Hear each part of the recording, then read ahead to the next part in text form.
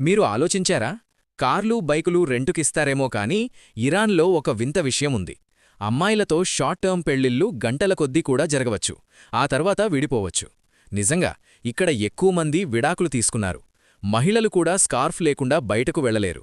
మగవాళ్లు shorts వేసుకోకూడదు, Facebook Twitter వాడకూడదు, TV చూడరాదు. ఇవి ఆదేశాలు. ఇరాన్ ఆర్థిక పరిస్థితి ఆయిల్, నేచురల్ గ్యాస్, పిస్తా, కుంకుమ పువ్వులు, ఇరానీ కార్పెట్స్ ద్వారా బలంగా ఉంది. ప్రపంచంలో నల్ల బంగారం, ఆయిల్ నిల్వల్లో దాదాపు 10% ఇరాన్ వద్ద ఉంది. ఇక ఇక్కడి సామాజిక పరిస్థితులు చాలా కఠినంగా ఉన్నాయి. ఇక్కడ 99% మంది ఇస్లాం ధర్మాన్ని పాటిస్తారు. మహిళలు 9 ఏళ్ల వయసు దాటగానే స్కార్ఫ్ తప్పనిసరిగా పెట్టాలి. మగవాళ్లక్కూడా హాఫ్ ప్యాంట్, షార్ట్స్ వేసుకోకూడదు. మహిళలు స్పోర్ట్స్ ఈవెంట్స్కి వెళ్లలేరు.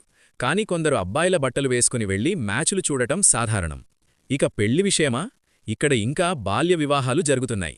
అమ్మాయి 9, అబ్బాయి 15 ఏళ్ల వయసులోనైనా పెళ్లి చేయవచ్చు. సిగ్గే అనే షియా ఇస్లామిక్ సంప్రదాయం ద్వారా కొద్ది గంటలపాటు షార్ట్ టర్మ్ మ్యారేజ్, సెక్స్ కోసం లీగల్గా జరుగుతుంది. అందుకే వ్యభిచారం నిషేధించబడిన అండర్గ్రౌండ్లో చాలామంది దీనిలో ఉంటారు. 2017లో 2.3 లక్షల మంది సెక్స్ వర్కర్స్ ఉన్నారని అంచనా. ఇక టెక్నాలజీ విషయంలో కూడా కఠిన నియంత్రణ ఉంది. సోషల్ మీడియా పూర్తిగా బ్లాక్. అంతర్జాతీయ ఇంటర్నెట్ కంటే నేషనల్ ఇంటర్నెట్ వాడుతున్నారు. ప్రజలు 40% మాత్రమే ఇంటర్నెట్ వాడుతున్నారు. అందం విషయంలో ఇరాన్ ప్రజలు చాలా అబ్సెస్డ్. 10లో 8 మంది మహిళలు ముక్కుపై ప్లాస్టిక్ సర్జరీ చేసుకుంటారు. ముక్కుపై బ్యాండేజ్ పెట్టడం ఫ్యాషన్. ఆహారం, వాతావరణం, నీటి సమస్యలు, వాయు కాలుష్యం ఇరాన్లో చాలా విభిన్నం. వర్షాలు తక్కువ, సంవత్సరానికి 14 ఇంచులు. వాయు కాలుష్యం పెద్ద సమస్య. ఆల్కహాల్ నిషేధం, కానీ బ్లాక్ మార్కెట్ ఉంది.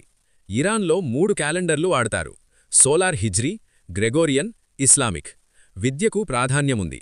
1970లో 37% అక్షరాస్యత రేటు ఇప్పుడు 93%. క్రీడల్లో కూడా ఇరాన్ వెనుకబడలేదు. ఆసియా కప్లో నేషనల్ ఫుట్బాల్ టీం 3 సార్లు గెలిచింది. యునెస్కో వరల్డ్ హెరిటేజ్ సైట్లు 24 ఉన్నాయి. సారాంశంగా ఇరాన్ ఒక అద్భుతమైన దేశం. ఇక్కడ కఠిన ఇస్లామిక్ చట్టాలు, విపరీతమైన ఆయిల్ సంపద, ఇంటర్నెట్ ఆంక్షలు, ప్లాస్టిక్ సర్జరీ క్రేజ్ అన్నీ కలిసిపోతున్నాయి. ప్రాచీన నాగరికతను కాపాడుతూ అంతర్జాతీయ రాజకీయాల్లో కూడా తన ముద్ర వేశారు.